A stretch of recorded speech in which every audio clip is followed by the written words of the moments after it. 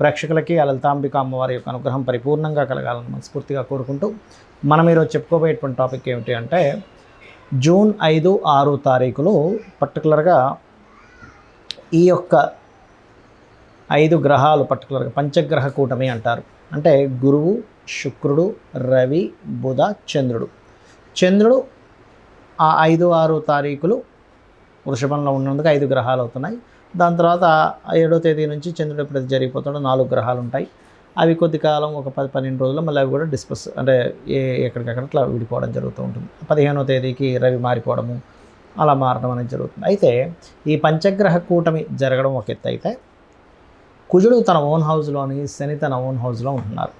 అయితే చాలామంది ఏంటంటే ఈ పంచగ్రహ కూటమి వల్ల ఏదో విపత్తు రాబోతుంది, పంచగ్రహ కూటమి వల్ల ఏదో జరుగుతుందేమో, 12 రాసుల వారికి అలా అవుతుంది ఇలా అవుతుంది అనుకుంటున్నారు. కానీ నేను చెప్పేది ఒకటే, ఇది పంచగ్రహ కూటమి వల్ల కాదు. ఏదైనా అంటే యుద్ధ సంబంధించినవి ఏవైనా సరే వచ్చినా కూడా మనకి ఈ సంవత్సరం మొదలవడమే క్రోధినామ సంవత్సరము అనేది, అంటే గొడవలు, క్రోధము, గొడవలు, ఒకరి మీద ఒక ద్వేషాలు, వీటి వల్ల సంభవిస్తున్నటువంటి అంశం. కాబట్టి ఇది సంవత్సరం, తెలుగు సంవత్సరంకి వచ్చినటువంటి నామముకున్నటువంటి సంబంధం ఒకటి. కుజుడు తన ఓన్ హౌస్లో ఉంటున్నాడు, ఫైరీ సైన్ అంటారు. అంటే గొడవలకి కారక స్థాన సంబంధంగా అక్కడ ఓన్ హౌస్లో ఉన్నాడు. శని తన ఓన్ హౌస్లో ఉండి శని యొక్క దృష్టి కుజుడి మీద ఉంది. అలా ఎప్పుడైతే శని యొక్క దృష్టి కుజుడి మీద ఉండి కుజుడు అలా ఉన్నాడో అది మెయిన్గా కారణమవుతూ ఉంటుంది. మరి ఇది ద్వాదశ రాశుల వారికి ఏ విషయాల్లో జాగ్రత్తగా ఉండాలి, ద్వాదశ లగ్నం ఆ రాశి వారికి ఏ విషయాల్లో బాగుంటుంది అనేటువంటి విషయాలు ఇప్పుడు మనం తెలుసుకుందాం. కర్కాటక లగ్నము, కర్కాటక రాశి. కర్కాటకం వారికి మీకు ఈ యొక్క పంచగ్రహ కూటమి లాభస్థానంలో ఉంటుంది. లాభంలో కర్కాటకం వారికి పంచగ్రహ కూటమి మంచిదే, కాకపోతే అందులో కొన్ని గ్రహాలు కంబస్ట్ అయి ఉన్నాయి. దశమంలో ఓన్ హౌస్లో కుజుడు యొక్క సంచారము, అష్టమ శని నడుస్తుంది. అయితే ఈ పంచగ్రహ కూటమి కేవలం 5-6 తేదీలు ఉంటుంది. దాని తర్వాత 4 గ్రహాలు 3 గ్రహాలు అలాగా మారిపోతూ ఉంటాయి విత్ ఇన్ స్పామ్ ఆఫ్ ఒక 12 డేస్ ఆఫ్ పీరియడ్లో. అయితే మీకు జరిగే మంచి ఏమిటి, జాగ్రత్తలు ఏమిటి అంటే ఫైనాన్షియల్ గ్రోత్ ఉంటుంది, అందులో ఎటువంటి సందేహం లేదు ఈ పంచగ్రహ కూటమి వల్ల. మరియు అదేవిధంగా లోన్స్ లభిస్తాయి.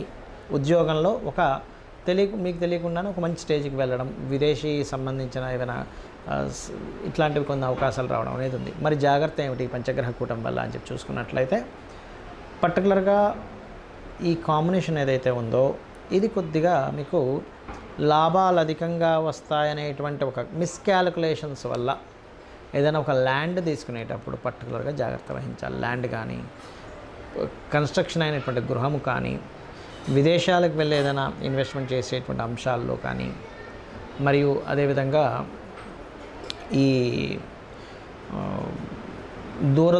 అంటే పెద్ద మొత్తంలో ఎవరికైనా మనీ ట్రాన్స్ఫర్ చేసేటువంటి అంశాల్లో కానీ పర్టికులర్గా జాగ్రత్తగా ఉండాలి. అంటే ఏదైనా ఒక గృహము, వాహనం కొనుగోలు చేస్తున్నాం, అది ఎంతవరకు బాగుంది ఏంటనేది. కాకపోతే మిగతా అంశాల్లో లాభంలో అధిక గ్రహాలు ఉన్నందుకు మిగతా అంశాల్లో కొంత లాభం అనేటువంటిది ఇస్తుంది, ఇవ్వదని కాదు. ఎందుకంటే ధనయోగం ఎట్లాగా ఉంది, ధనాధిపతి లాభంలో ఉన్నాడు కర్కాటకం వారికి ఆ పంచగ్రహ కూటమిలో. కాబట్టి అదంతా ఒక రకమైనటువంటి మంచి ఫలితాలు ఇస్తుంది అక్కడ, అందులో ఎటువంటి సందేహం లేదు. కాకపోతే ఇక్కడ ఎప్పుడైతే మీకు ఈ 12వ స్థానము అండ్ చతుర్థ స్థానము అంటే ఇన్వెస్ట్మెంట్స్, ప్రాపర్టీస్ మీద పెట్టేటువంటి విషయాల్లో ఒకసారి ఆ యొక్క ప్రాపర్టీస్ ఏదైనా లిటిగేషన్స్లో ఉన్నాయా, లేకపోతే డాక్యుమెంట్స్ సరిగా లేదా, పర్మిషన్ లేకుండా కట్టినటువంటి ప్రాపర్టీస్ నేను తీసుకుంటున్నాను. ఎందుకంటే ఇక్కడ సూర్య భగవానుడు ఎప్పుడైతే చతుర్థాధిపతి అయినటువంటి శుక్రుని కంబస్ట్ చేస్తూ ఒకవైపు మౌఢ్యమి కూడా నడుస్తుందో ఈ యొక్క విషయాల పట్ల కాస్త జాగ్రత్తగా ఉండాలి. ఇక మీరు చేయవలసినటువంటి దేవతా ఆరాధన ముఖ్యంగా సుబ్రహ్మణ్యేశ్వర స్వామి ఆరాధన చేయండి. బికాజ్ ఆఫ్ సుబ్రహ్మణ్యేశ్వర స్వామి ఆరాధన, ఆంజనేయ స్వామి ఆరాధన, మీకు నడుస్తున్న అష్టమ శని యొక్క ప్రభావం కూడా దీని మూలంగా తగ్గుతుంది. గోవులకి క్యారెట్స్, బెల్లము తినిపించండి, అన్ని విధాలా బాగుంటుంది. ఈ పంచగ్రహ కూటమి కానివ్వండి, శని మరియు కుజుడు ఒకే రాశిలో ఉన్న అంటే తన స్వక్షేత్రాల్లో ఉండే వీక్షణ కానివ్వండి, ఇట్లాంటి వాటి వల్ల మనకి గోచారంలో అనేకమైన మార్పులు, అది ప్రజల మీద పడేటువంటి ఎఫెక్ట్ లేదా దేశాల మీద పడేటువంటి ఎఫెక్ట్ ఎలా ఉన్నా కూడా శాస్త్రం మనకేం చెప్తుంది అనేటువంటి చాలా ముఖ్యమైన అంశం. మనము గనక అమ్మవారిని నమ్ముకొని ఉన్నట్లయితే చంటి పిల్లవాడు తల్లి యొక్క ఒళ్ళో ఉన్నప్పుడు తల్లే పూర్తిగా ఎలా అయితే తను చూసుకుంటుందో, యాజ్ ఇట్ ఈజ్ అదే విధంగా అమ్మవారు కూడా మనల్ని చూసుకుంటుంది. దానికి మనం ఏమీ కంగారు పడక్కర్లేదు. చిన్నపిల్లడు చూడండి, నాకు అమ్మ డ్రెస్ మారుస్తుందా లేదానో, ఈ టైంకి నాకు పాలు పెడుతుందా లేదా, లేకపోతే అన్నం తినిపిస్తుందా లేదా అని ఆలోచించాల్సిన పని లేదు. తల్లి సెల్ఫ్గా చూసుకుంటుంది. నిద్రపోతూ కూడా చిన్న శబ్దమైనా గబుక్కుని నిద్రలేస్తుంది. అలాగే అమ్మవారు కూడా మనం చూసుకుంటుంది. అయితే ఇక్కడ మనం చేయవలసింది ఏమిటి?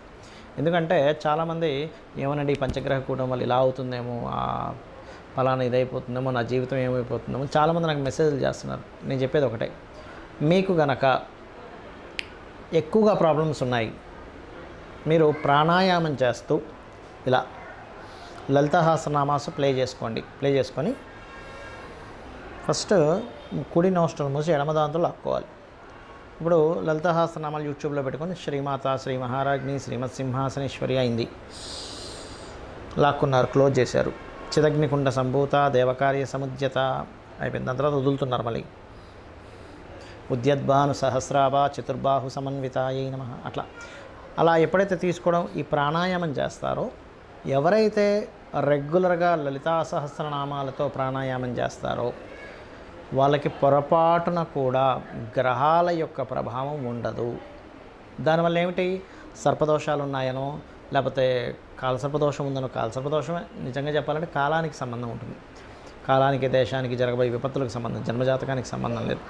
అదేవిధంగా సర్పదోషాలు ఉన్నాయనో, ఏలినాటి శని నడుస్తుందనా, అర్ధాష్టమి శని నడుస్తుందనా, లేకపోతే కంబస్ట్ యొక్క గ్రహాల సంబంధం ఉందనా, లేకపోతే బ్లాకుడు భాగ్య చక్ర అంటారు, అంటే భాగ్యం ఉంది కానీ అది ముందుకు రావట్లేదు అనుకునేటువంటివి ఏవైతే ఉంటాయో వీటన్నిటి విషయాల్లోని మీరు బయటపడతారు, గుర్తుపెట్టుకోండి. అయితే ఇందులో కొంతమందికి ఉద్యోగాలు ఉండవు. ఏమండి ఇవన్నీ కాదు, నాకు అసలు జాబ్ లేదు. నేను చెప్పేది ఒకటే, ఓం మాణిక్య మకుటాకార జానద్వయ విరాజితాయై నమః. ఇది ఎక్కువగా చేసుకోండి, జాబ్ మీకు ఖచ్చితంగా ఉంటుంది. అందరికంటే అంటే ఎక్కువ సమస్యలు ప్రపంచంలో జరుగుతున్నవి ఏమిటంటే అప్పులు, ఖర్చులేమో పెరిగిపోతూ ఉన్నాయి. ఒక పక్కేమో మనకి ఖర్చులు ఆగలేని పరిస్థితి, అప్పు చేసి మనం ఆ ఖర్చు చేయాల్సి వస్తుంది, కుటుంబం కోసమనో, సెల్ఫ్, రకరకాల ఒక లోన్ తీసుకోవడం. మనం ఈ అప్పులు తగ్గాలి అంటే మనకి శాలరీస్ పెరగాలి, లేదా మన ఆదాయం పెరగాలి. అందుకని మీరు ఏం చేస్తారంటే ఓం అపర్ణాయై నమః భక్తి శ్రద్ధలతో, మీరేంటంటే ఒక అమ్మవారిని పిలుస్తున్నారు, అపర్ణ అనేటువంటి నామం అమ్మవారి నామాల్లో. అలా పిలుస్తున్నప్పుడు ఆ నామంతో పిలిచేటప్పుడు అక్కడి నుంచి వచ్చే పరిస్థితి అలా ఉంటుంది. అంటే ఎలా అంటే చూడండి, మీరు ఒక వ్యక్తిని అతని యొక్క టాలెంట్తో పిలుస్తున్నారనుకోండి, వెరీ హ్యాపీ. అలా కాకుండా అతనిలో ఉండేటువంటి ఒక లోపంతో పిలుస్తున్నారనుకోండి, అతను ఎట్లా అయితే అంటే మన మీద చూపించే రియాక్షన్ ఎలా ఉంటుందంటే, అవతల వాళ్ళు ఏదో సంథింగ్ అతనిలో ఏదో లోపం ఉంది, రియాక్షన్ వేరుగా ఉంటుంది. అతన్ని కీర్తిస్తూ ఒక మాట చెప్పారు, రియాక్షన్ వేరుగా ఉంటుంది. అలాగే ఈ విశ్వం మొత్తం నిండి ఉన్నటువంటి అమ్మవారి నామాలన్నీ కూడా అమ్మవారి యొక్క శక్తిని ఆవిష్కరించేది, అమ్మవారి గురించి తెలిపేది. కాబట్టి అమ్మవారి యొక్క సహస్రనామాల్లో లలితా సహస్రనామాలు అంటారు. అందుకే సహస్ర రహస్యనామాలు. ఎందుకు రహస్యనామాలు అంటే అవి అపౌరుషములు, ఎవరో రచించినటువంటివి కాదు. ఒకటే గుర్తుపెట్టుకోండి, అవి వసిన్యాది వాగ్దేవతలు అమ్మవారిలో నుంచి తెల్లటి కిరణాలుగా బయటికి వచ్చినప్పుడు ఆ యొక్క నిండు సభలో చెప్పినటువంటివి. కాబట్టి ఓం అపర్ణాయ నమః అప్పులు తీరుస్తుంది. అదేవిధంగా ఓం సంపత్కరీ సమారూఢ సింధుర వ్రజ సేవితాయ నమః చేస్తూ ఉన్నాడు.